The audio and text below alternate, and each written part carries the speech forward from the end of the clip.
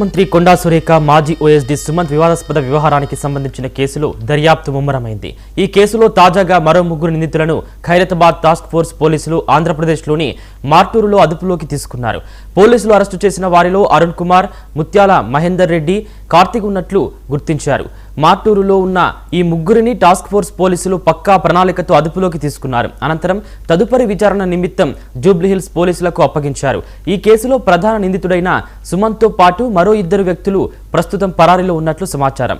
పరారీలో ఉన్న వారిని పట్టుకోవడానికి ప్రత్యేక పోలీస్ బృందాలు గాలింపు చర్యలు ముమ్మరం కొనసాగిస్తున్నాయి.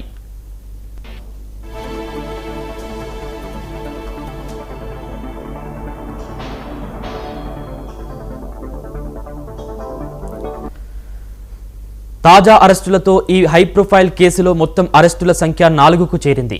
ఈ ఉదంతానికి సంబంధించిన పూర్తి వివరాలు, ఇతర నిందితుల ఆచూకీ కోసం పోలీసులు లోతుగా దర్యాప్తు జరుపుతున్నారు.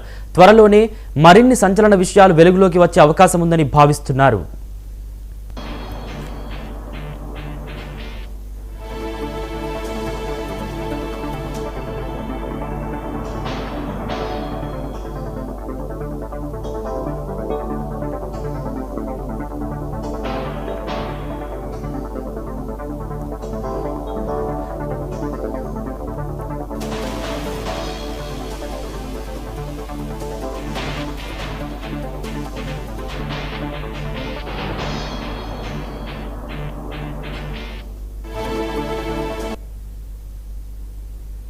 తమిళనాడు సీఎం విజయ్ ఎన్నికల్లో ఇచ్చిన హామీ